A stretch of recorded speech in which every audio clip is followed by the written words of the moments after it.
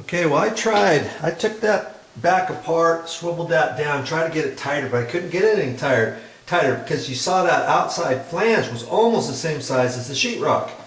So I couldn't make it any better. Had that hole been cut, quarter inch shorter, smaller in diameter, you see how that technique would have worked? So what am I going to do with that? I'm going to leave it. I've got it pretty tight. Put some caulking in there. I'm going to let that dry too, and hopefully the caulking will bond from the sheetrock on up to here. It's not really the best way, and I don't know how long this is going to last, and I'll have to check on my pops and see how he's going to do. Maybe have him put his weight up higher up here than down here or something and see if that's going to work. Worst case scenario, if this gets loose, it's not going to pull out of the wall. It's just going to be a little bit loose going up and down because I've got that piece of plywood. The plywood comes all the way up here and all the way down there, okay, behind there. So that's all held together, you see. And this flange here is just a hair bigger than the hole in the sheetrock. If I pushed and hit that really super hard, I could probably push that into the wall. But worst case scenario, what could happen with this? We'd have to take the grab bar out of its location. We'd have to patch the hole, like I was saying, tape it, top it, skim it, texture it, prime it, paint it, and then we could put the grab bar wherever we wanted to on this wall. Even if it didn't hit any sheetrock or any wood studs in here, or any grab bar backing. I don't even think there's any grab bar backing in here. Initially, my pops thought when they built the house they had asked the builder to put some grab bar backing in there. He thought there was some in there, but sure enough, there was nothing there. Okay, there's a tip for you. If you're building a house in the bathroom, put some grab bar backing where you think grab bars are going to go, and get it all set, because you never know, how long you're going to stay there, who you're going to sell the house to, whether or not grab bars are a real big issue. Because see, this grab bar here, it's really super far in front of this toilet. You see that? Look where it is. You sit there, you almost kind of have to reach for this grab bar.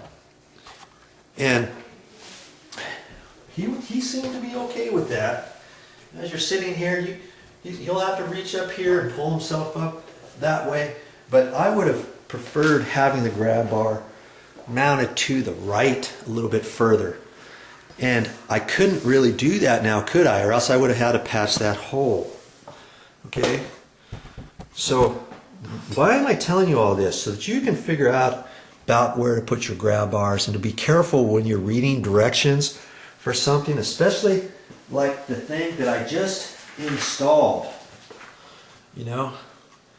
Here, Moen Secure Mount, and it's for a grab bar, and it's designed, there's the piece, and it's designed to hold, here's all the parts to it, it's designed to hold a 300-pound person when you can't find your stud. Now see there's the stud, that tan thing in the middle. They missed it on both of those right here, so they put these pieces on here for the sheetrock here. They were able to hit a stud over here and not over there, so they only needed one.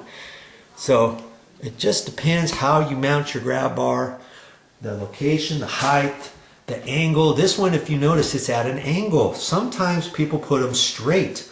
But if you put it at an angle, it might be easier for the person so that they can pull up with their arm extended and pull.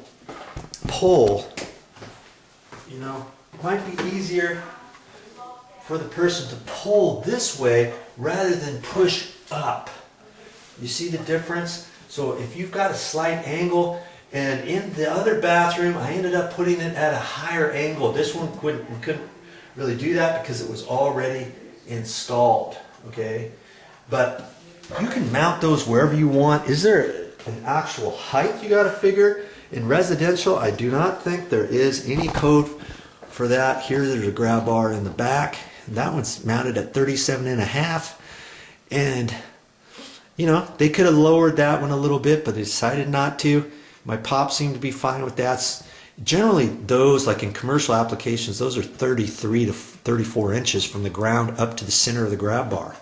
In residential, you don't have to necessarily do that. So this one's up a little bit higher, and maybe he decided to do that so if you got a basket, if you got a toilet paper holder or something like that, or whatever, maybe you can put that on top of the toilet tank, let's say, some Kleenex box or some towels or, you know, whatever. And then that grab bar is not so close to the toilet tank. But anyways, that's it, other than snapping this trim back on into place. And you just take the trim, it's got little nibs on it, and you find there's 3 little nibs on here. You look down here where the raised areas are, and it looks like it's going to go about there. Snap it on. If it fits tight, fine. If it doesn't fit tight, you can spin this just a little bit to get it in the proper location. Okay, so I'm gonna go ahead and snap this one on too. We'll be done with the project. Wow, that was pretty cool. I went ahead and snapped this on. I had to put a little force on it. You gotta line that up exactly right because it will fit over that backing piece. And if you need to, you have to adjust your 3 mounting screws into that backing plate, and it will fit over. And it, sure enough, it pushed in there nice and tight, and that kind of shored it up a little bit. I went ahead and put a little bit of caulking in there too and cleaned it up a little bit. I'm going to let that dry, and we're going to see what happens. There you go. Ready for the next customer. That's all I got for this time, but I'll be back with more video.